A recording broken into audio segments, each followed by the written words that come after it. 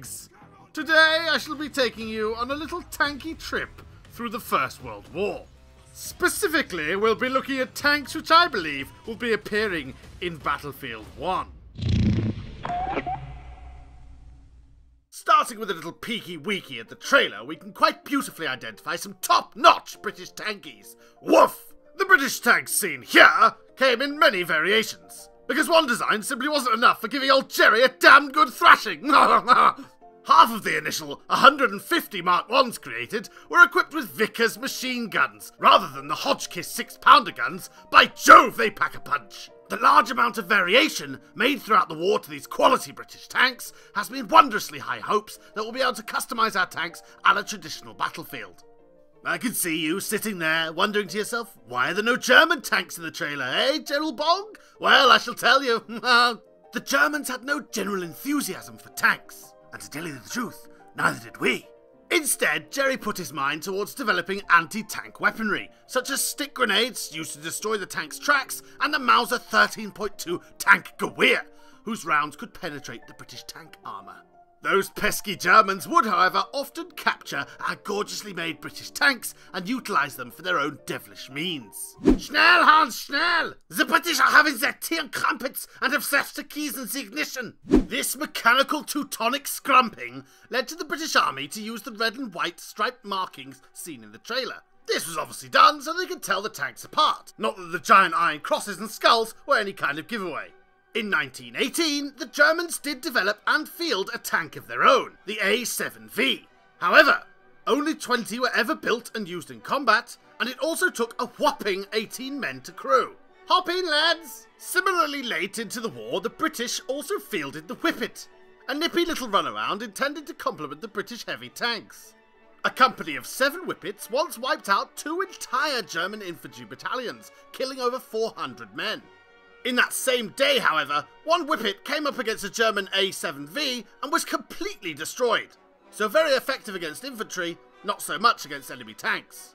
Will the Whippet or A7V feature in BF1? I'd like to think they will. Even though they didn't appear until 1918, I would love to see lots of variation on the battlefield. I do, however, think it's more likely that the Germans will utilise more armoured cars than tanks. After the use of the British Mark I and the development of the German anti-tank guns, the French upgraded their Schneider CA1, which had not yet seen a lick of combat. It was fitted with angled armour panelling, which would deflect or resist the anti-tank rounds more effectively. Even for its day, its box-style design lacked a turret and was also lacking in firepower. Designs for enhancing the Schneider were eventually cancelled and never saw the light of day. Later into the war, the Franks sported a very iconic 2-man tank, the Renault FT. This light tank needed only 2 men to field and was widely used towards the end of the war in 1918. They also lent some to the American Expeditionary Forces, who forgot to bring their own. The French had one more trick up their sleeve, a heavy tank called the Saint-Chamond. Altogether, 400 of these tanks were produced and used until the late summer of 1918. This tank, it needs to be longer. I cannot fit my lunch in here. The long design was clearly for purposes of baguette storage, but it was also apparently vital to being able to house its 75mm field gun. Sweet Nelly! I suspect one, likely the Renault, if not all 3 of these tanks might appear in Battlefield 1, as they offer some nice variation to the standard British tank, as lovely as it is. In terms of tanks that were actually used in combat throughout the Great War, that was about it. There were, however, a few funny designs that cropped up. Let's have a little nosy.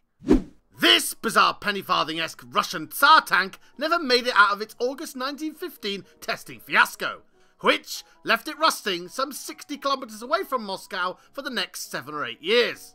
The Italians designed and finally built 2 Fiat 2000s in 1918.